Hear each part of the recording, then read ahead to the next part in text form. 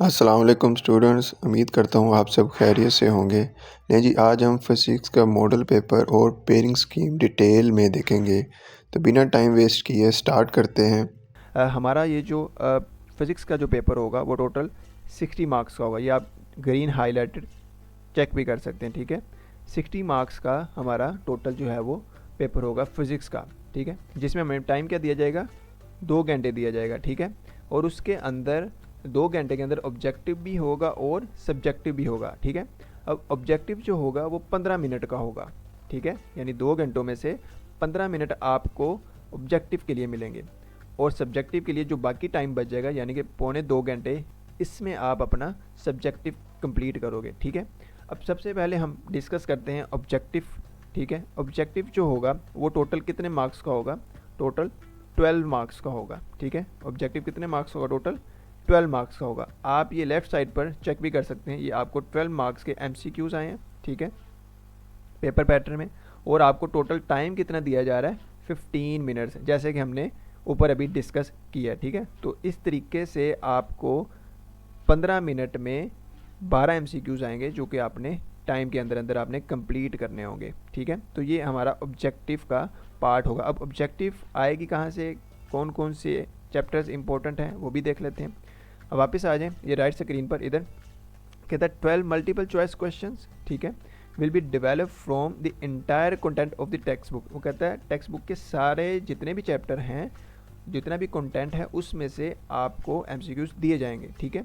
अब स्टूडेंट वो कह रहा है 2 MCQs विल बी आस्क्ड, यानी कि आपको 2 MCQs पूछे जाएंगे, किस में से, फ्रॉम चैप्टर 3, यानी चैप्टर 3 से 2 MCQs पूछे जाएंगे, चैप्टर 4 से 2 MCQs पूछे जाएंगे और चैप्टर 6 से 2 MCQs आपसे पूछे जाएंगे। यानी टोटल चैप्टर 3 और चैप्टर 4 और चैप्टर 6 से आपको 6 MCQs पूछे जाएंगे। कहने का मतलब सिंपल है, चैप्टर 3 में से 2 MCQs आ जाएंगे आपको, फिर चैप्टर 4 में से भी 2 आ जाएंगे और चैप्टर 6 में से भी आपको 2 MCQs आपको आ जाएंगे। टोटल ये आपके 6 MCQs बन जाते हैं। अब बाकी 6 MCQs बच गए, अब आगे देखते हैं। एंड 1 MCQs, और कहता है 1 MCQs आएगा, will be asked from chapters. अब ये जो चैप्टर आपको दिए ना, हर एक चैप्टर में से एक एक MCQs आपको दिया जाएगा, ठीक है। चैप्टर 1 में से भी एक MCQs, 2 में से भी एक MCQs, 5 में से भी एक MCQs, 7, 8 और 9, यानी कि हर एक एक चैप्टर में से एक एक MCQs पूछा जाएगा, ठीक है। ऊपर जो बताया गया था चैप्टर 3 में से, ठीक है, और चैप्टर 4 और चैप्टर 6, इस हर एक चैप्टर में से आपको 2-2 MCQs पूछे जाएंगे, ठीक है, क्लियर है। तो इस तरीके से हमारा 12 नंबर के जो ऑब्जेक्टिव है वो कंप्लीट हो जाता है, ठीक है। उसके बाद हम सब्जेक्टिव की तरफ चलते हैं। सब्जेक्टिव की तरफ उसने बताया होगा कि सब्जेक्टिव जो होगा वो हमारा 10 मार्क्स का होगा, क्वेश्चन नंबर 2, ठीक है। अब इसमें टोटल हमें 5 शॉर्ट आंसर क्वेश्चंस करने होंगे, ठीक है। कितने टोटल दिए होंगे, 8 टोटल हमें क्वेश्चन दिए होंगे, ये आप लेफ्ट साइड पर चेक कर सकते हैं। ये क्वेश्चन नंबर 2 है, ठीक है। टोटल हमने कितने क्वेश्चन करने हैं, 5 अटैम्प्ट करने हैं कोई से, ठीक है। लेकिन हमें दिए कितने हैं, 8 हमें उसने शॉर्ट क्वेश्चन दिए, हर एक शॉर्ट क्वेश्चन 2 नंबर का होगा, ठीक है। ये आपका क्वेश्चन नंबर 2 पूरा ऐसा होगा, ठीक है। अब क्वेश्चन नंबर 2 को ज़रा डिस्कस कर लेते हैं, ठीक है। वो कहता है 3 short answer question should be asked from chapter 1 and 3, ठीक है। यानी कि चैप्टर 1 में से आपको 3 सवाल आएंगे और चैप्टर 3 में से भी आपको 3 सवाल आएंगे, यानी कि टोटल 6 सवाल आएंगे, ठीक है। चैप्टर 1 और चैप्टर 3 में से टोटल इनको मिला लेंगे तो हमारे 6 सवाल बन जाएंगे, यानी 3 सवाल आपके चैप्टर 1 में से और 3 ही सवाल आपके चैप्टर 3 में से आएंगे, ठीक है। टोटल हमारे क्वेश्चन कितने थे, 8 क्वेश्चन थे, ठीक है। तो 6 तो ये हो गए, ठीक है।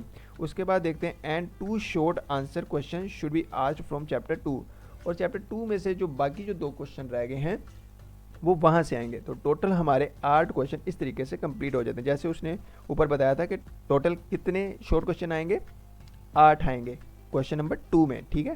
तो 3 आपके चैप्टर 1 से आ गए, 3 चैप्टर 3 से आ गए, ठीक है। उसके बाद जो 2 होंगे वो चैप्टर 2 में से आएंगे। तो इस तरीके से आपका क्वेश्चन नंबर 2 का जो पार्ट है वो कंप्लीट होगा या डिज़ाइन होगा, ठीक है। अब आगे चलते हैं क्वेश्चन 3 की तरफ। क्वेश्चन 3 का भी सेम पैटर्न है, यानी कि 8 क्वेश्चन होंगे जिसमें से आपने कितने करने हैं, 5 शॉर्ट क्वेश्चन करने हैं, ठीक है। यहाँ पर सेम स्टेटमेंट लिखी हुई है, एनी 5 क्वेश्चन, ठीक है, वो आपने अटेम्प्ट करने। अब हम ये देख लेते हैं कि कौन से चैप्टर में से वो इसकी पेयरिंग स्कीम बना रहा है, ठीक है। कहता 3 शॉर्ट क्वेश्चंस।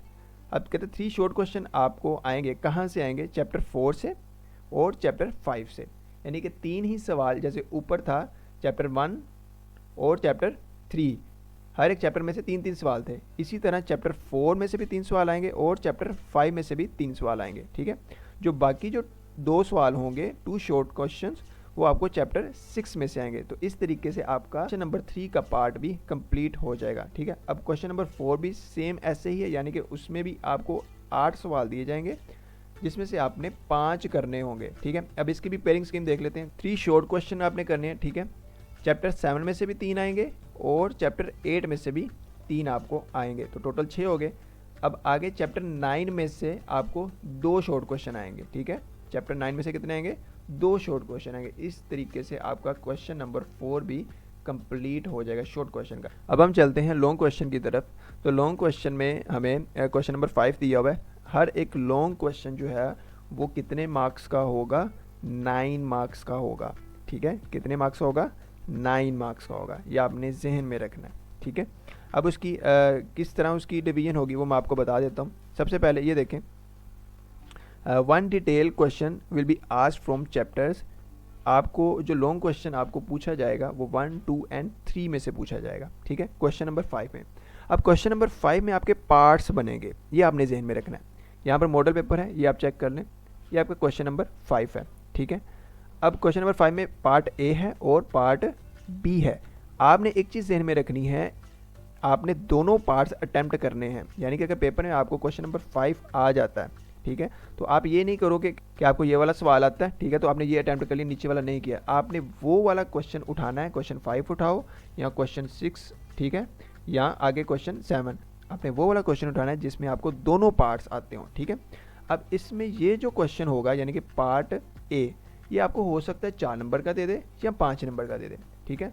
दूसरी तरफ जो पार्ट बी है वो भी हो सकता है या 4 नंबर का दे या 5 नंबर का दे। मिसाल के तौर पर अगर वो आपको पार्ट ए 5 नंबर का देता है तो आपका पार्ट बी 4 नंबर का होगा, ठीक है। टोटल 9 नंबर का आपका ये क्वेश्चन बनेगा, ठीक है। 5 क्वेश्चन 9 नंबर का बनेगा, ठीक है। अब यहाँ पर देख लेते हैं, कहता है in this section each question consist of 2 parts. वो कहता है 2 पार्ट्स होंगे, हर एक सवाल के 2 पार्ट्स होंगे। आप 5 के देख लें, ए बी पार्ट दिया हुआ है, 6 के देख लें, ए बी पार्ट दिया हुआ है, ठीक है। तो इस तरीके से हर एक सवाल के 2 पार्ट्स होंगे, ठीक है। और ए और बी को मिलाकर आपके 9 नंबर बनेंगे, ये आपने जेन में रखना है, ठीक है। एक आपको सवाल 5 नंबर का दे देगा, दूसरा आपको 4 नंबर का दे देगा।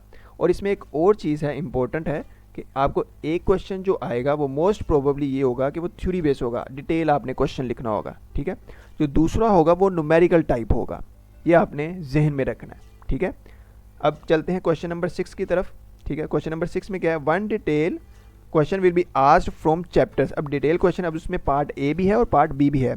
अब 4, 5 एंड 6, अब इसमें से हो सकता है किसी एक चैप्टर में से आपको डिटेल क्वेश्चन दे दे और हो सकता है किसी एक चैप्टर में से आपको न्यूमेरिकल भी दे सकता है, ठीक है। अब क्वेश्चन नंबर 7 में भी सेम ऐसे ही है, आपको 2 पार्ट्स आएंगे, ये आप चेक भी कर लें, ठीक है। क्वेश्चन नंबर 7 में भी आप चेक कर लें कि एक आपको डिटेल है और एक आपको न्यूमेरिकल है। इसी तरह आप क्वेश्चन नंबर 6 में भी चेक कर लें, एक आपको डिटेल क्वेश्चन आया, ठीक है, और एक आपको न्यूमेरिकल आया, ठीक है। तो इस तरीके से आपका सब्जेक्टिव का पार्ट भी आपका कंप्लीट हो जाता है, ठीक है। उम्मीद करता हूँ स्टूडेंट्स के यहाँ तक आपको की और पेपर पैटर्न की और पेयरिंग स्कीम की समझ आई होगी। लेकिन अगर फिर भी किसी भी किस्म का कोई सवाल हो तो आप मुझसे कमेंट में आप मुझसे पूछ सकते हो, ठीक है। मिलते हैं स्टूडेंट एक नेक्स्ट वीडियो में, तब तक के लिए अल्लाह हाफिज़।